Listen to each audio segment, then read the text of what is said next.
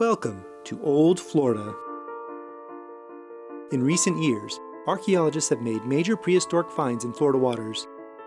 They're building on a legacy that spans decades, from recreational divers who found fossils and artifacts in Florida rivers to those pioneers who figured out how to adapt techniques used by archaeologists on land to an entirely different work environment. This whole field of submerged pre-contact archaeology and submerged landscape study and reconstruction, it's been great to see how far this field has developed, in the past decade and a half. This is the epicenter of submerged prehistory on the planet. We're definitely in like a renaissance of this work. What they find here is helping answer questions on a continental scale. Who were the first Americans? Where did they come from? How did they get here? When did they arrive? And what were their lives like?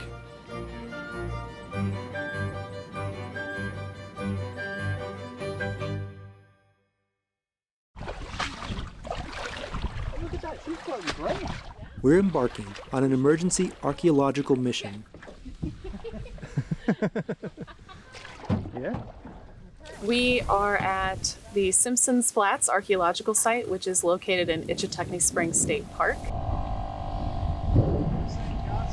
What are you looking for exactly? So I'm trying to relocate the bones that we found earlier. The site contains in situ remains of a mastodon, and that means it's in place. We have a whole skeleton in place, and it's important to keep it in context. Recently, areas that had previously been capped by a significant amount of sediment are now eroding out at what appears to be a pretty alarming rate. What we're attempting to do is document as much of this now while we can. It's a situation where the river's going to keep flowing and it's going to keep eroding from this bank. And so we can either try to learn what we can about this site or know that it's going to be gone forever.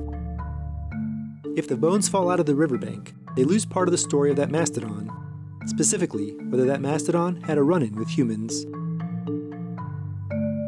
In the 80s, there were Paleo-Indian biface points reported. We've also taken sediment samples from around the mastodon remains and found micro-debitage, so really small bits of stone that were knocked off when somebody was making a tool. Weird. Some steps you barely sink, and then others you really sink. To answer big questions like, were humans here with mastodons? Archaeologists have to be precise and methodical in conditions like this.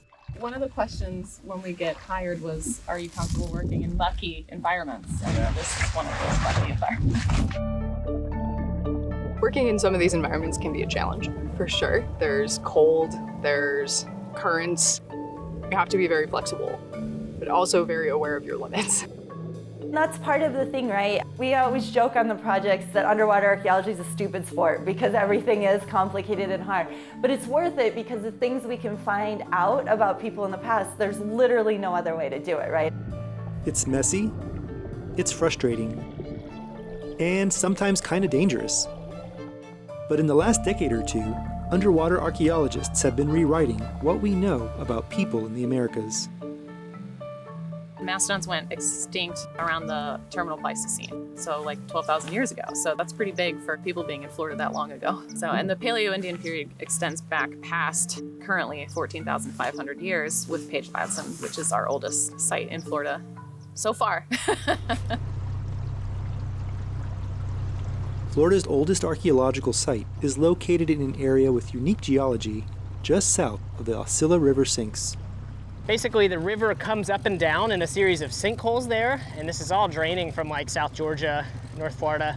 Half Mile Rise is the longest stretch of the river that's open like this until it heads out to the Gulf. Page Ladson is a sinkhole that's about 30 feet deep in the middle, and it's like, I don't know, maybe about 150 feet wide. It's a big circular part of the river. Page Ladson is the kind of site archaeologists dream of. It's pre-Clovis. When I went to graduate school, it was the Clovis first model, and Clovis represented the first people that came to the Americas. There'd been this idea that The first peoples arrived in the New World around maybe as long as 14,000 years ago, but really just right at the start of Clovis. And these people made these large lancelet fluted projectile points. And all of them that have been dated date to right around 13,000 years old. Clovis dates fit a timeline where people crossed the land bridge from Asia and passed through an ice-free corridor to enter the Americas. If people were here before Clovis, that way would likely have been blocked by a large sheet of ice. Clovis dates fit, and yet archaeologists started finding sites that were older than Clovis. And this whole paradigm shift is happening of, hey, maybe there's older than Clovis sites that are real.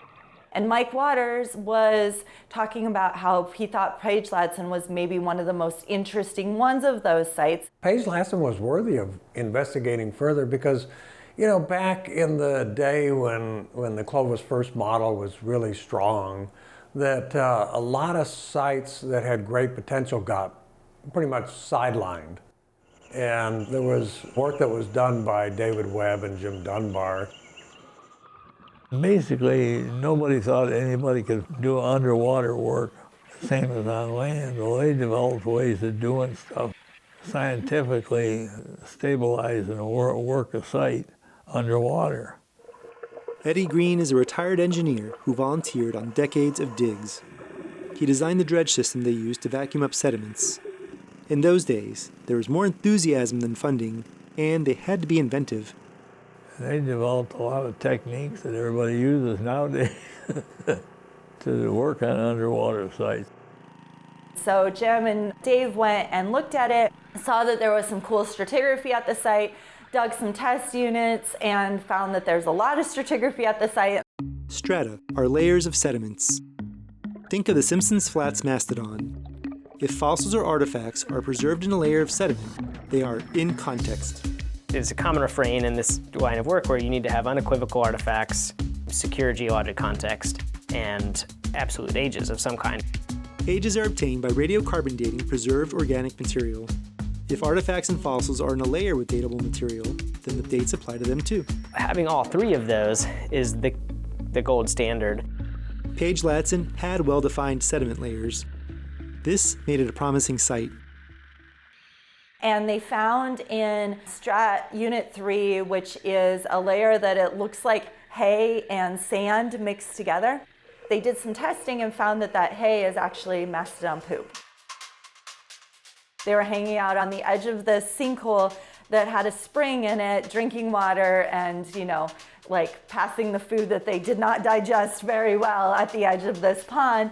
And in it, they found the bones of extinct camel and of mastodon and of bison and a few horse bones and some other bones and things like that. Some of the mastodon bones that they found were near fragments of what looked like flakes from making stone tools. And one of the things they found that was really exciting was a mastodon tusk that had marks on it in a place that would have been inside the mastodon skull when the mastodon was alive, right? And so they're like, this was evidence that people were butchering this mastodon. Could people have coexisted with mastodons here in Florida, and with extinct horses and camelids and bison? If so, what was their Florida like? For answers, we don't need to go far from Page Ladson. I learned to scuba dive by dropping 30 feet deep into a place called Sloth Hole in the Osceola River, down in the inky black waters that you couldn't see anything, you could only feel on the bottom. And as I reached the bottom, was able to feel around, I could feel bones and teeth and all these wonderful things that fascinated me and has led me to be interested in understanding what the original ecology of Florida was prior to the present ecology.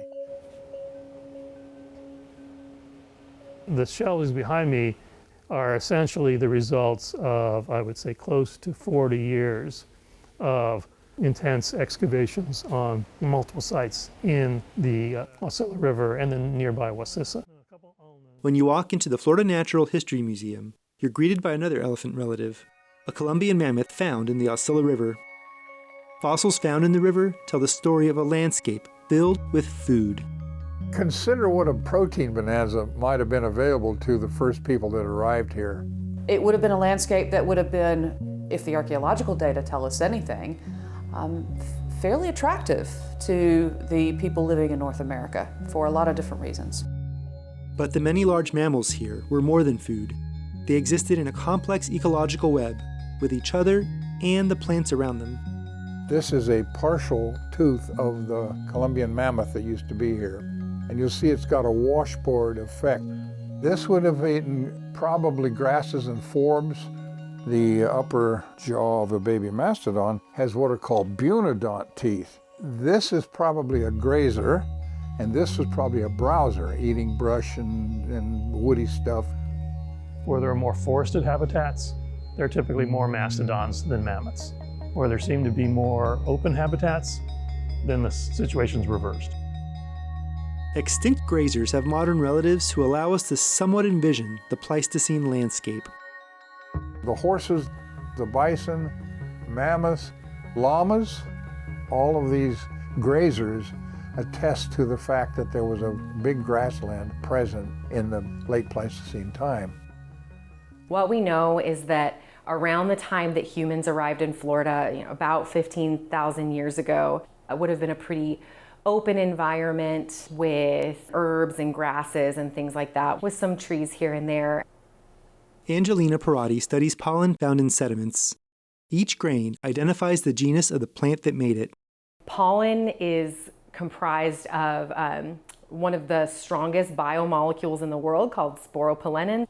And what's really useful is when we're able to get radiocarbon dates that go along with these pollen samples, and then also other changes like changes in animal communities or human population at the time. Both fossils and the pollen record suggest that Florida was largely a grassland. We can get a feel for Ice Age Florida in one of modern Florida's dominant natural landscapes, the longleaf pine wiregrass ecosystem. Regular fire here kills back woody growth, making for an open, grassy understory. Longleaf pine probably was here and was going back and forth between these states of being fewer pines, although still a pine fire environment, and a woody sort of environment that supported the browsers and the grazers. At Lake Tulane in central Florida on the Lake Wales Ridge, it's really interesting because there's like these fluctuations between pine and oak ecosystems. And so these are millennial scale events where basically the ecosystem, the vegetation drastically changes. It's like kind of an oak savanna type environment. And then the next millennium, it's a total pine forest. Page Ladson contained the fossils of multiple grazing animals and 2 browsing mastodons. A pollen analysis of the mastodon layer indicated a cool, dry environment with few trees. Humans and animals would have been drawn to this water source. But how long ago? Dunbar and Webb's radiocarbon dates were eye-opening. So they published the book, talked about the stratigraphy at the site, talked about these mastodons, talked about these cut marks that were on this tusk, and presented pictures of the stone tools that they had. All of those said they were dating around 14,400 or 500 years ago, right? A long time ago, and about 1,400 years older than the Clovis complex that I'd been telling you about. They presented this evidence, but people just said, well, those artifacts, maybe they fell in while you weren't, paying attention. And so it just became forgotten. They had a hard time convincing other archaeologists that an underwater site could be excavated scientifically. By the early 2000s, work on submerged prehistoric sites stopped until Jessie and her team restarted Page Ladson in 2012. It was a tough year. We got hit by a tropical storm right away. First year was tough because a lot of hurricanes, flooding. We were also working with old equipment that actually dated to the first Page Ladson era. So it was these kind of unreliable engines and pumps and diving systems, and it seemed like something was breaking every day. And so my first thing was figuring out how to clean out a carburetor on a motor that's been sitting for 10 years. They loaned me dredges, same thing, like nothing would start, nothing would run. I lost of my first couple of field seasons, I was 4 weeks each, and I would spend at least a week and a half trying to fix equipment and get it up and running and get holes patched in boats that had been sitting in backyards for 10 years. We found no archaeological material really that year. A couple of flakes may have come up in the screen, but nothing really came from in situ in context.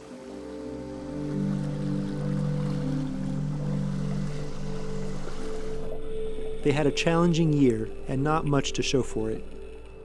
Doing methodical work in this environment takes perseverance. This is why I'm a terrestrial archaeologist, and Morgan and Jesse Halligan, they're all like, come dig, come out and get scuba up and go. I'm like, you guys got water moccasins and gators? They're like, yeah. I'm like, no, I'm good, dog. I'll stick with my land snakes that I can run from.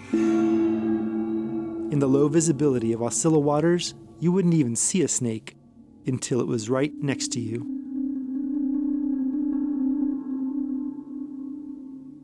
Something about the dark water is just really, really gorgeous, really, really pretty.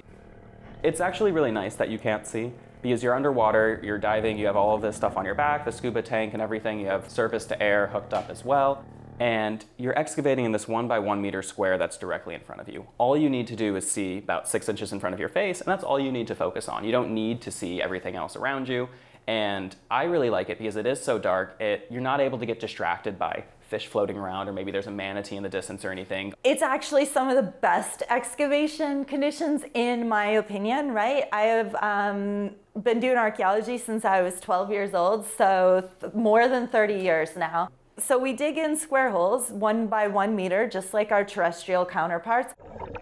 You can see by the flatness of the riverbank that they've excavated several feet down. When they find something of interest, they bag and label it, noting its location in the stratigraphy. You want to dig slowly, because being slow is being precise, especially underwater. We're never in a rush. And just being down there, only being able to see 6 inches to a foot in front of you really helps you focus on what's immediately in front of you, allowing you to find these things in situ. It's slow, steady work, with no guarantee of finding an aha artifact. But archaeologists are drawn to the potential of this river and its many sinkholes. The future of submerged prehistory, at least in Florida, probably the entire American Southeast, is still within the Wasilla River. But to date, only 3 archaeological sites have been excavated and well reported.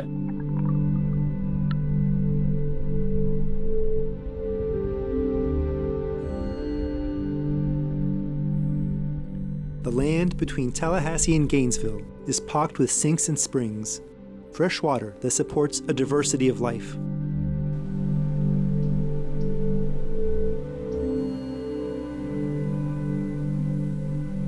You could see why humans and large mammals would be drawn here. Except, this is not what it looked like when humans first arrived in Florida. So we're standing at the head spring of the Wasilla River, and this spring run goes down to the coast and eventually flows into the Wasilla River. And so 15,000 years ago, when the first peoples came to Florida, the climate was a lot different. It was the end of the Pleistocene, the glacial epoch. At the end of the Pleistocene, there was a lot of glacial ice. This transfer of water from the oceans to the land surface resulted in sea level being about 300 feet lower than it is today. So places like the Wasilla Spring here, that water table would be lower as well. And so this probably was a sinkhole.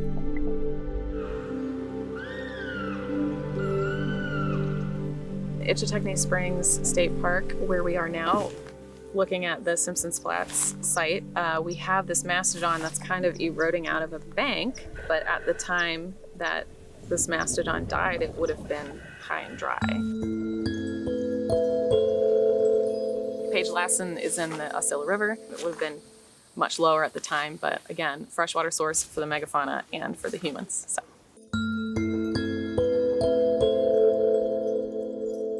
The modern Wasilla River sort of is essentially a fairly shallow, small, flowing body that's sort of connecting a series of sinkholes. You've got these major rivers in Florida that are cutting across like a limestone platform. And in that limestone is a bunch of great rocks to make stone tools. A bunch of great animals running around if you're a hunter-gatherer. From about Tallahassee over to the Suwannee River, it's all underlain by limestone. So circulating groundwater in the limestone would have caused caves to form that would have collapsed, making your sinkholes.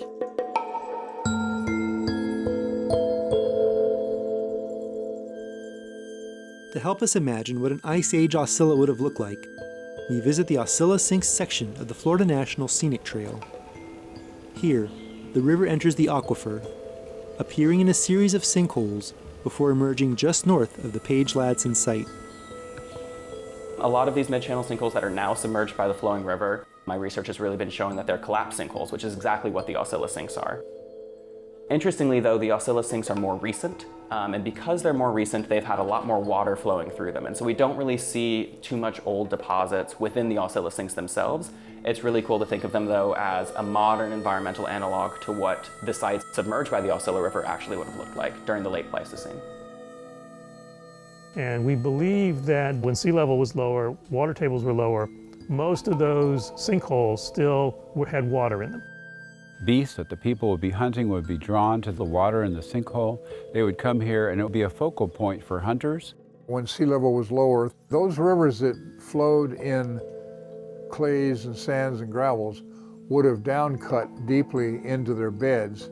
And we had places like the Oscilla River where there are 10-foot or 15-foot high vertical banks with a creek in the middle of it, and you can run the elephant off into that and just spear it at your luxury. So we are seeing clusters of really old archaeological sites in Florida around these karst sort of formations. It's fun to think about that the same features that attract us to places today hold true, as you rewind the clock through time. And so as we go back a couple thousand years and more thousand years, we keep finding that, freshwater sources are places of human activity. They also happen to provide some great preservation. Florida, we are a state of water. We have the second longest coastline in the contiguous United States. So water is not necessarily the great preserver of organic material, but it's the inorganic layers of sediment that exist below the water that create pretty much an ideal stasis-like condition that can preserve delicate organic materials for thousands and thousands of years. Florida's geology provides an abundance of locations for water and sediments to preserve materials. Historically, we have found sinkholes are an excellent place to preserve fossils, whether they're wet or dry. One of the factors that harms bones are natural acids that form as plant remains decay. As the groundwater passes through humus and decaying leaves and things, it will naturally pick up some of that acid. But being in a sinkhole environment, that limestone just acts as a natural buffer. It's just like you take Tums or an antacid, so they neutralize those acids. And so the geochemistry of sinkholes is really good for preserving fossils. Did more mammoths and mastodons live in Ice Age Florida than the rest of the continent? Were there more people here? Maybe, maybe not. But more bones and artifacts have been preserved here. It's just that the sinkholes, the freshwater springs, allowed that evidence to be preserved. So going back to that, geology determines so much about what we can ever know about people in the past. This is just a unique and completely unique geological situation that gives us a chance to look at what it would have looked like everywhere.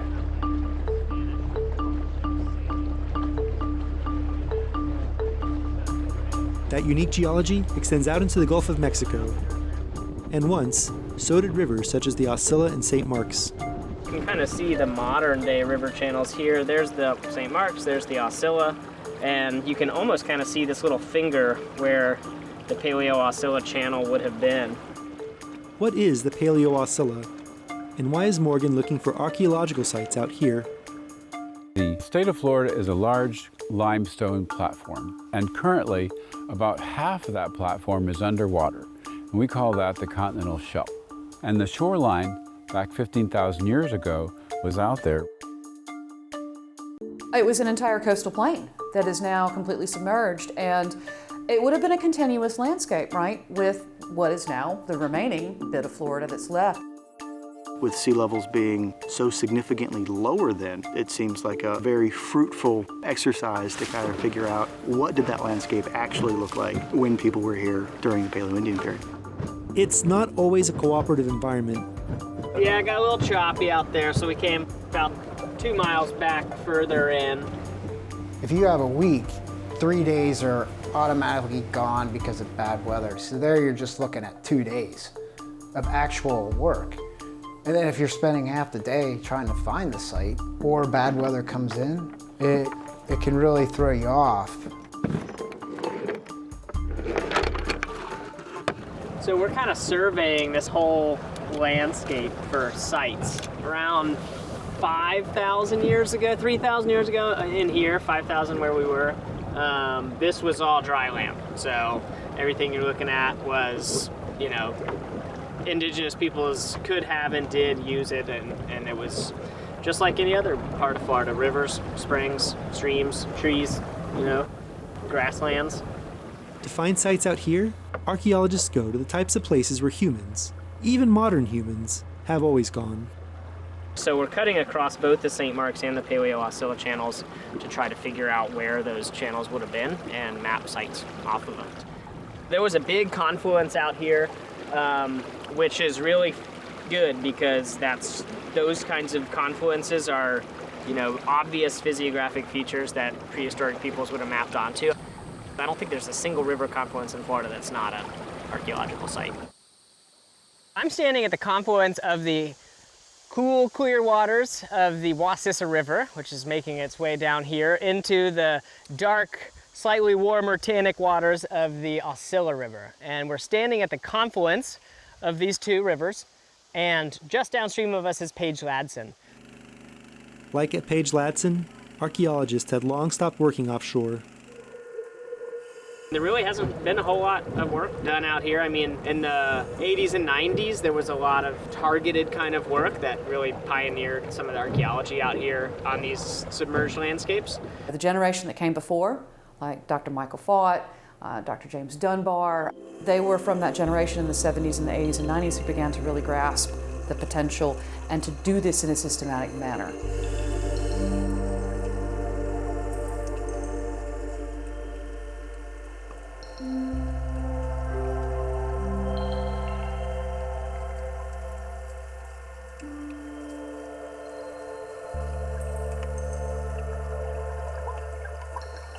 As I learned that sea levels came up and the continental shelves were exposed, I became enthusiastic about finding sites on the continental shelf. And there weren't a lot of examples around, and my major professor, Vance Haynes at the University of Arizona, mentioned Florida. I had done a study in geology about where's a good place to go where the sediments are not covering the old topography, where the ocean might be gentler, and where there were a lot of Paleo-Indians. In Florida, it was a clear, no-brainer. So in 1986, I flew out on my own nickel and met Jim Dunbar, who's a famous archaeologist here in Florida.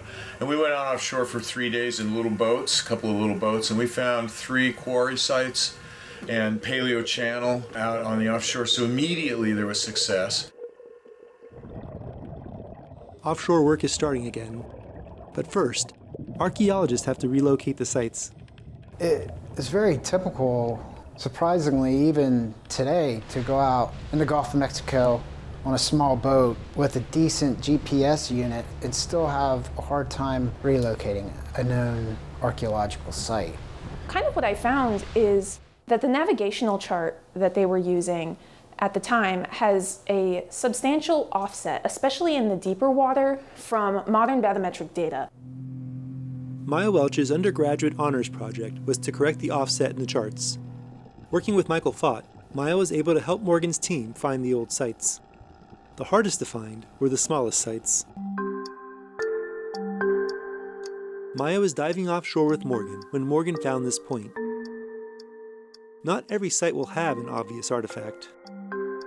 When you think of underwater archaeology, you think of shipwrecks. Those are very big. They show up in remote sensing equipment very easily.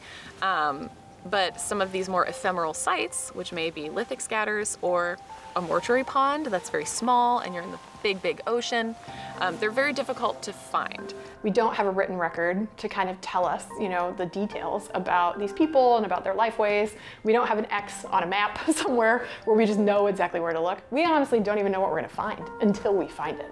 You can go offshore just about anywhere in the world and you know you're in a high energy environment. And you know that trying to find something left behind by people who lived thousands of years ago, people who were not building monumental architecture and were not building, bridges and roadways.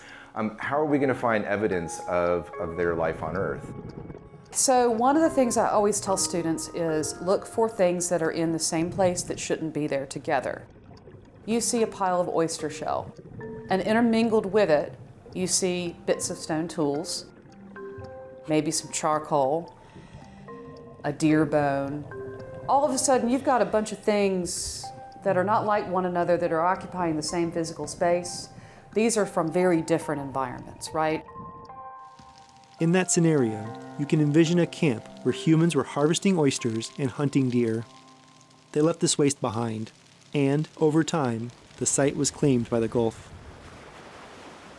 The last glacial maximum was about 20,000 years ago. So when people moved here, the glaciers were receding. They were melting and flowing into the sea.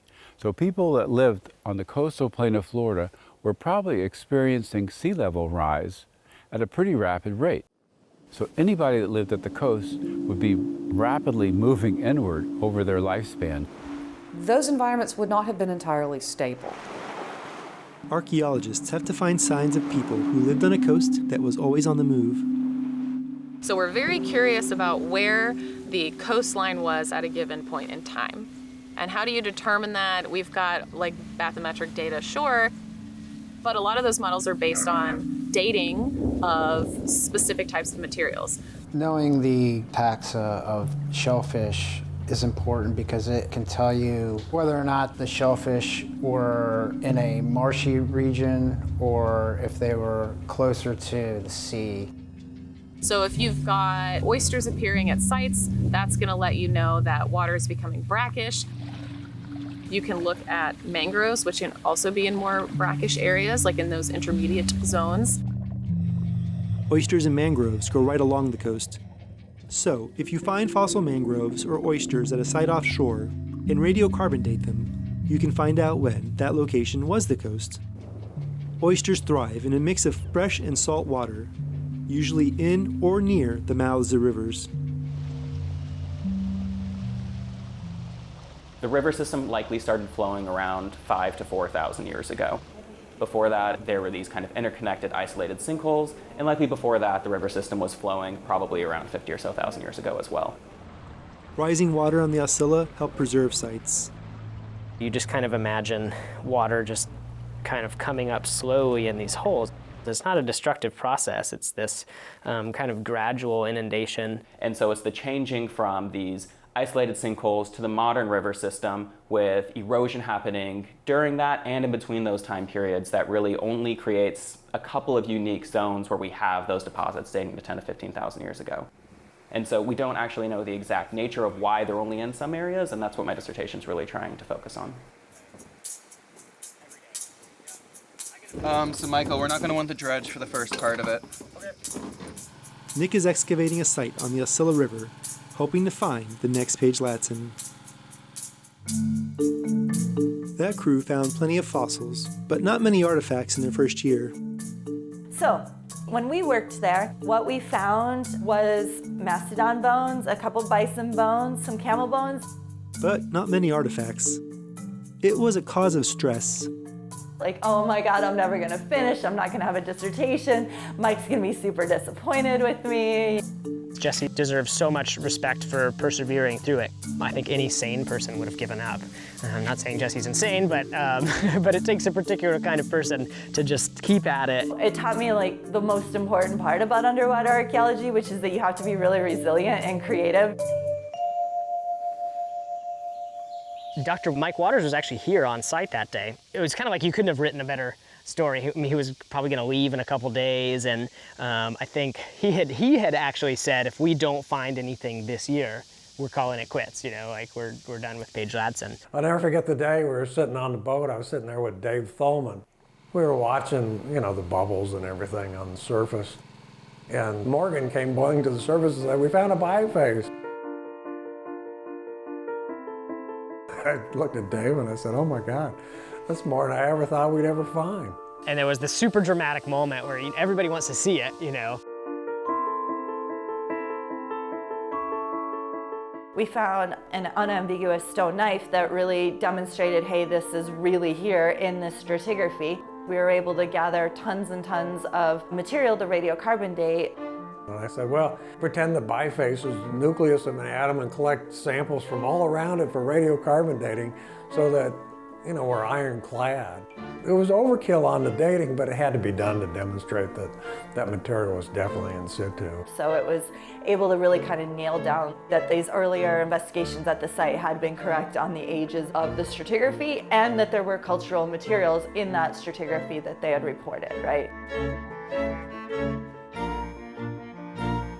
We got interviewed by the New York Times and the Chicago Tribune and these really old school kind of fancy papers, and there was an article in National Geographic, and it was really exciting because it got people really excited about archaeology and what the possibilities were, and it made people who didn't ever think about what was going on in the end of the last ice age in the Americas all of a sudden they have a chance to encounter, hey, what, there were people here 14,000 years ago?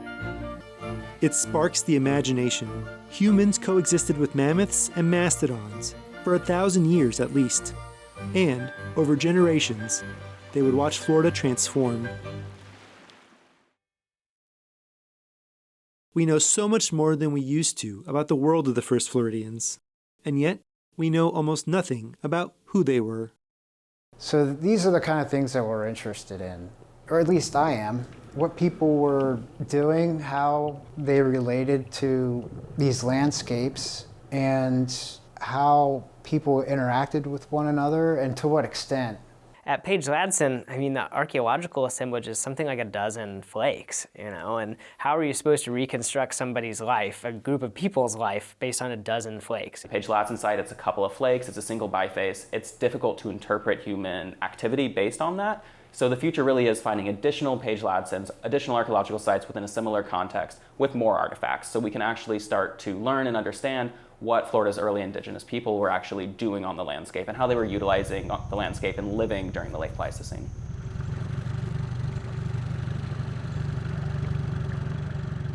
A couple of years after finding the knife at Paige Ladson, Morgan started work on the Ryan Harley site, just upstream on the Wassissa River. So this is kind of funny to think about, but imagine 9 years ago, a flat, swampy area, lots of engine noise, dogs barking,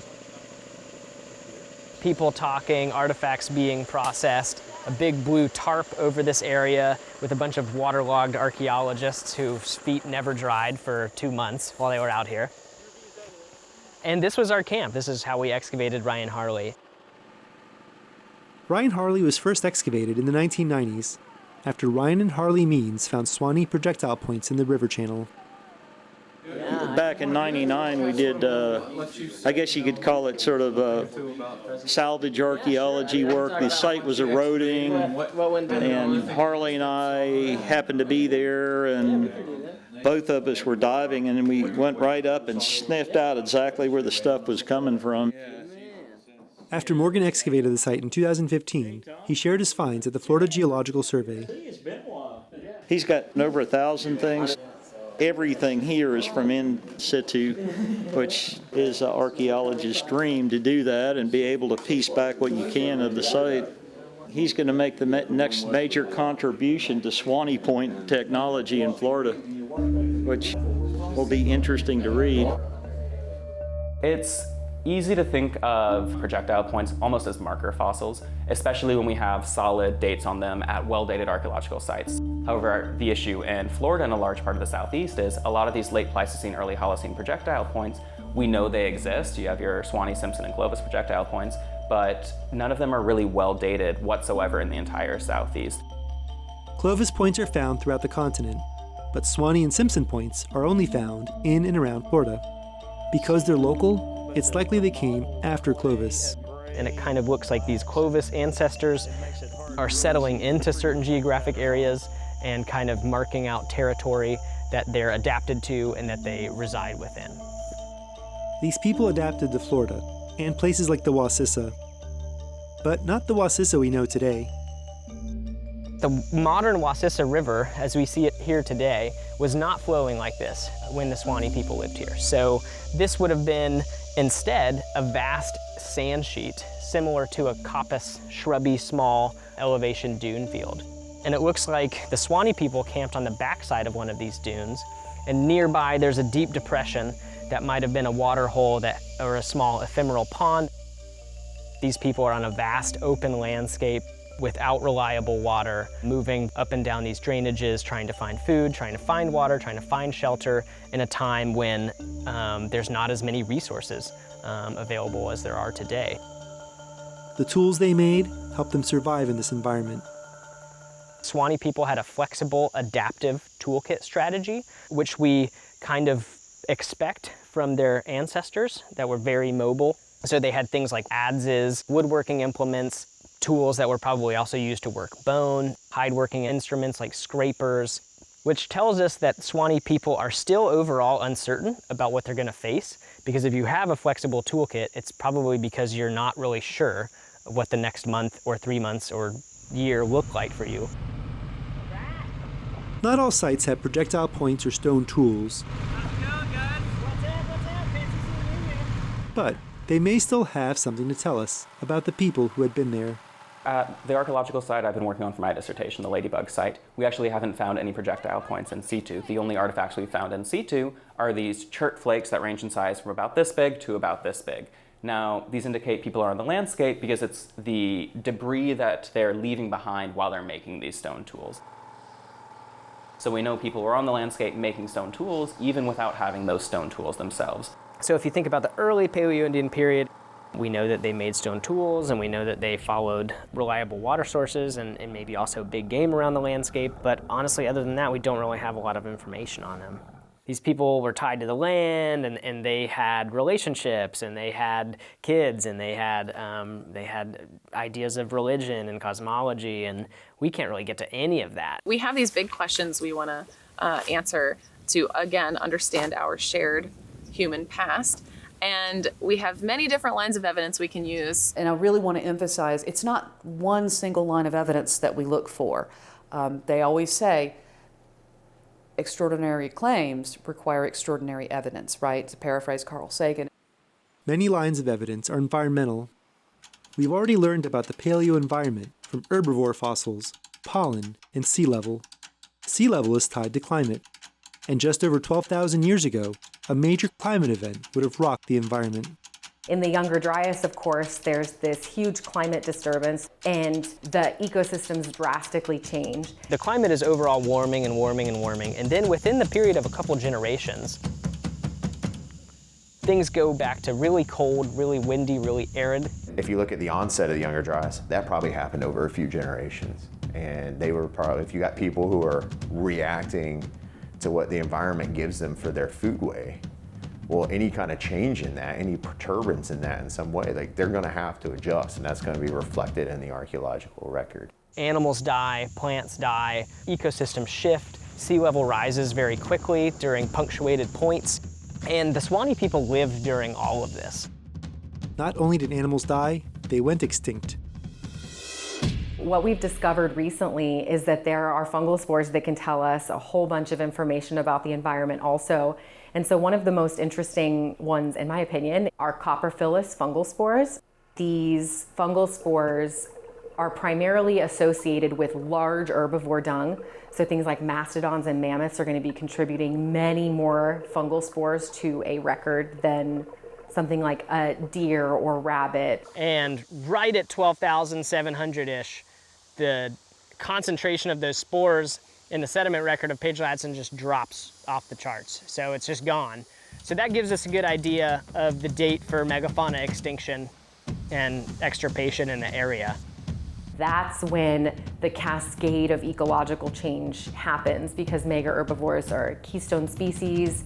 And so when they are removed from a landscape, we see all sorts of ecological changes like vegetation change, but also increased fire.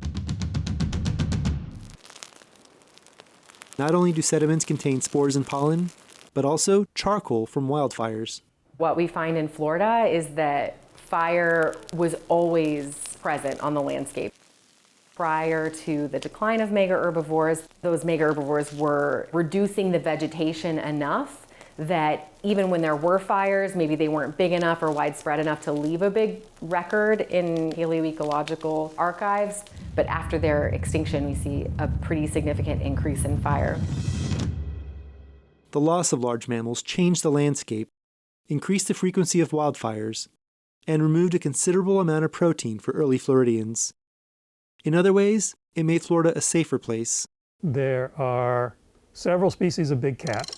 The biggest of them is the American lion. Also quite sizable is the famous Smilodon fatalis. Those two are lion to tiger-sized cats. There was a large jaguar, slightly smaller than them, but still quite capable of killing a human being.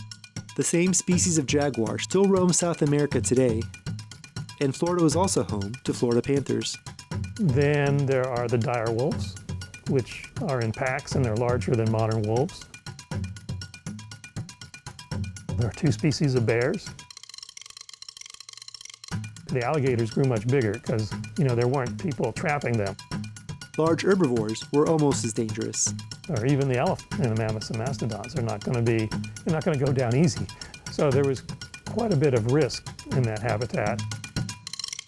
About 30 species of mammals, predators and herbivores alike, went extinct by the start of the Younger Dryas.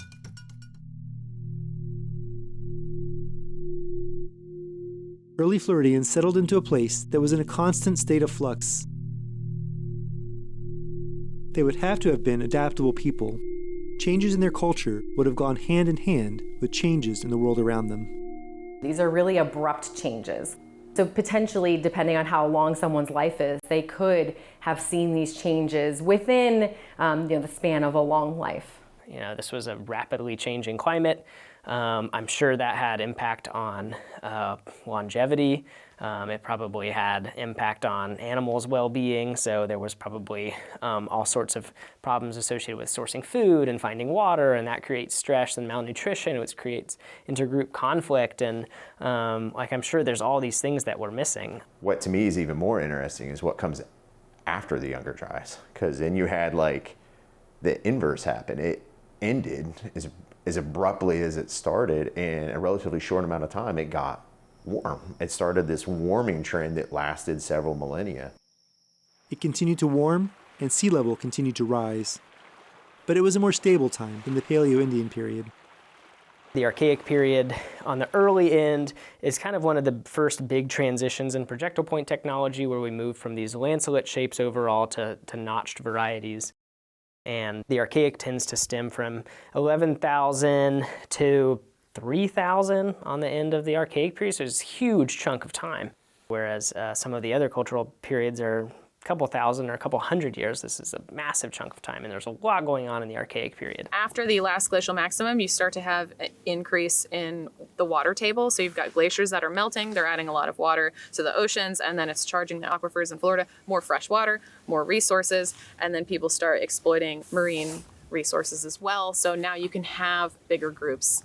We start to see kind of people developing into complex centers where they have a base camp and they're staging resources from around an area. This is where we kind of see people adapting to the coast specifically for the first time. So they're living on the coast. They have these gigantic shell deposits, some of which have burials in them, and some of them have funerary remains and artifacts from all aspects of daily life.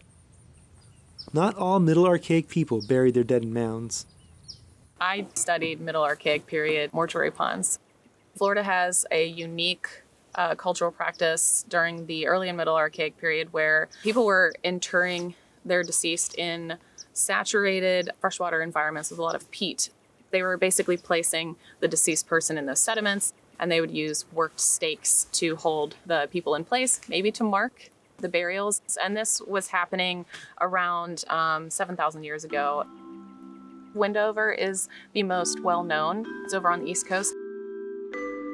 Windover was excavated by Florida State University in the 1980s, led by Dr. Glenn Doran. Researchers found 168 individuals preserved under a shallow pond. This type of burial was not widely practiced. These ponds, there are about 7 of them, I believe. Most of these are in Central Florida, and they have a tight time period. So it's just very interesting to have mortuary ponds in a very specific region in Florida, very tight timeline. There may be more mortuary ponds offshore. Offshore sites from a similar time period are shedding light on a landscape more similar to modern Florida. I specialize in a period that we call the Middle Holocene, so from around 8,000 years ago up until 5,000 or 4,000 years ago, depending on who you want to argue with. And by that point, sea level had been rising for quite some time, for almost 10,000 years. And it was slowing down a bit, but it hadn't stopped. And so what you've got is a situation where it is a climate more similar to that of today, right? So the tree cover had come back and the plants had proliferated, and of course the megafauna were gone by that point, but coastal resources were coming online. And that meant that you could go down to the seashore, you could go down to the tidal marsh, and you could access all different manner of shellfish, like oysters. Middle Holocene people harvested oysters from a coastline that was on the move. So there's some things that we know that we didn't know 50 years ago. One of them is that people were harvesting shellfish in great quantities at a time when the sea level was not stable. Okay, so that throws out the window the idea that people didn't bother to use the coastline until it was stable. If we know that we've got coastal resource usage during the Middle Holocene, then that suggests to us that we perhaps want to follow the old coastline seaward, continue further back in time, sort of in a leapfrog fashion, right? From Ecofina Channel site out to a site called Ray Hole Springs. It's approximately 20 miles maybe. And Ray Hole Springs had oyster deposits that weren't closely examined. Got a radiocarbon date from a piece of wood, just under 8,000 years old. It would have been a flowing spring. Was Ray Hole Springs an intermediate kind of site? Right? Well, I couldn't tell you that because I haven't been on it and I don't have a lot of data from it. But working the Middle Holocene sites, documenting that contrary to old expectations, people were adaptable, were flexible, could live on the coast at this time when it was not stable, suggests to us that we can follow that trend further into the offshore. Further offshore lie older coastlines and the potential to find older sites. Perhaps people did harvest oysters before the Middle Holocene, despite an ever-shifting coastline. Eventually, though, the coast settled. About 6,000 years ago, the sea level rise rate slowed down markedly, and we got to what we call a still stand of sea level. And 6,000 years ago, that is when the barrier islands formed, coastal deltas formed, and so that's when people really could establish themselves on the coastline in a more permanent way. There's evidence on St. Vincent Island that there was a large settlement there. There's pottery, there's large middens of oyster shells, and so probably people were down there eating oysters to their heart's content. A stable environment meant less stressful lives for Floridians, who started to leave behind more evidence of creative expression. And the woodland period in Florida is really typified by ceramics. So ceramics actually start in the late Archaic period, but they really explode in the woodland period.